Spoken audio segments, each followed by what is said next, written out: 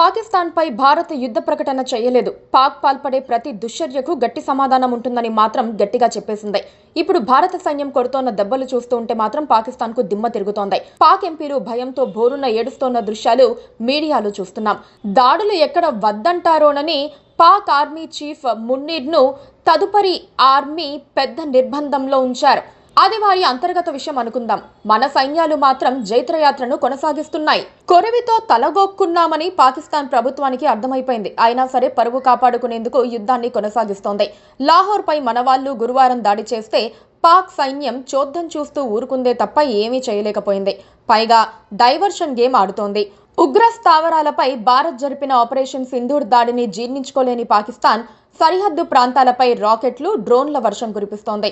భారత్కు చెందిన air defence వ్యవస్థలు వీటిని సమర్థంగా, సంపూర్ణంగా అడ్డుకుంటున్నాయి.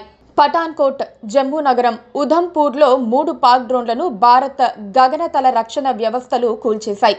జమ్మూ యూనివర్సిటీ వద్ద 2 డ్రోన్లను కూల్చివేశాయి.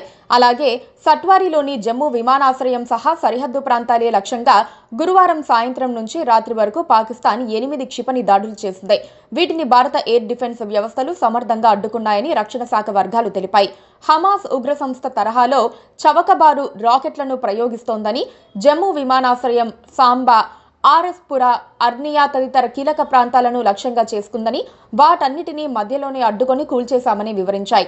పాక్ F-16 పైలట్లను కూడా భారత ఆర్మీ బంధించింది. వాళ్ళ దగ్గర నుంచి ఆపరేషన్ కు సంబంధించిన సమాచారం సేకరిస్తున్నట్లుగా తెలుస్తోంది.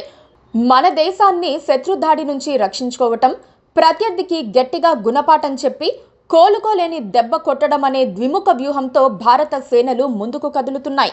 వారికి మోదీ ప్రభుత్వ పూర్తి మద్దతుంది. లాహోర్, రావల్పిండి, ఇస్లామాబాద్ ఇప్పుడు భారత సేనల రాడార్ పరిధిలోకి వచ్చేశాయి. ఇప్పటికే రావల్పిండి, లాహోర్పై ఒకసారి బాంబులు కురిపించడం అయిపోయింది. మరోసారి గట్టిగా కొడితే ఆ 2 నగరాలు బిత్తరపోయే పరిస్థితి వచ్చేస్తుంది. ఇక రాజధాని ఇస్లామాబాద్ను టార్గెట్ చేసుకుని క్షిపణుల వర్షం కురిపించేందుకు భారత ఆర్మీ ఏర్పాట్లు చేసుకుంటోంది. ఆ పని ఎప్పుడైనా జరిగిపోవచ్చు. 15 భారత నగరాలపై పాక్ ఆర్మీ క్షిపణ దాడికి ప్రయత్నించినప్పుడు మన army S-400 missile defence system ద్వారా అడ్డుకున్న తీరులో పొరుగు దేశ పాలకుల గొంతులో పచ్చి వెలక్కాయ పడినట్లయింది. పాకిస్తాన్ ఎయిర్ డిఫెన్స్ సిస్టమ్ను దెబ్బతీసేందుకు మన సైన్యం వినియోగించిన కామికాజే డ్రోన్లకు వాళ్ళు జవాబు కూడా ఇవ్వలేకపోయారు. పాకిస్తాన్ చేతులెత్తేసిన తీరు ఓటమికి నిదర్శనంగా నిలుస్తుంది. భారత నౌకాదళం సైతం పాక్పై విరుచుకుపడుతోంది. అరేబియా సముద్రంలో మోహరించిన భారత యుద్ధ నౌక INS విక్రాంత్ పాకిస్తాన్ ముఖ్య నౌకా స్థావరమైన కరాచీపై వరుస దాడులు చేస్తోంది. 1971లోనూ ఇండియా పాకిస్తాన్ యుద్ధంలో కరాచీ నౌకా స్థావరంపై భారత నౌకలు మెరుపుదాడులు చేసి పూర్తిగా నాశనం చేశాయి. 1971 డిసెంబర్ 4న 3 యుద్ధ నౌకలు నిఫాత్, నిర్ఘట్, వీర్ కరాచీకి వెళ్లాయి. వీటితో పాటు పెట్యా తరగతికి చెందిన మరో 2 యుద్ధ నౌకలు కిల్టర్ మరియు కచాల్ కూడా వెళ్లాయి.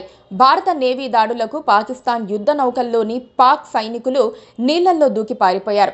మళ్లీ 54 సంవత్సరాల తర్వాత భారత్ కరాచీ నేవీ స్థావరాన్ని బూడిద చేస్తోంది. ప్రస్తుతం INS విక్రాంత్ నుంచి ప్రయోగించిన క్షిపణులతో కరాచీ ఓడరేవులోని అనేక షిప్స్ తగలబడిపోతున్నాయి. వాటిలోని సిబ్బంది తప్పించుకొని పారిపోవటంతో మంటలను ఆర్పే వాళ్ళు కూడా లేరు. ఇదే దూకుడు కొనసాగితే మరో 2-3 రోజుల్లో భారత సైన్యం పాకిస్తాన్లోకి ఎంటర్ కావటం ఖాయంగా తెలుస్తోంది. అప్పుడు పాక్ పాలకులు పారిపోవటం మినహా వేరు గత్యంతరం ఉండదు. ప్రభుత్వాలు, ఆర్మీ తీరుపై విసిగిపోయిన పాక్ ప్రజలు భారత ఆర్మీని ఆహ్వానించినా ఆశ్చర్యపడాల్సిన పని లేదు. 26 అమాయక ప్రాణాలకు ప్రతీకారం పాకిస్తాన్ భూభాగంలోనే వాళ్లను కొట్టిన వైనం, సత్తా చాటిన భారత సైన్యం, తలెత్తుకోలేక కుమిలి ఏడుస్తోన్న పొరుగు దేశం, తొడగొట్టడానికి కూడా ఓపిక లేని శత్రు సైన్యం ఇచ్చింది శాంపులే. అసలుది ఇంకా ఉందంటున్న నవభారతం. ఇక మాటలు లేవు, మాట్లాడుకోవటాలు లేవు, డైరెక్ట్ యాక్షనే. జై జవాన్, మేరా భారత్ మహాన్. Please subscribe to KTV Telugu. KTV Telugu. KTV Telugu channel.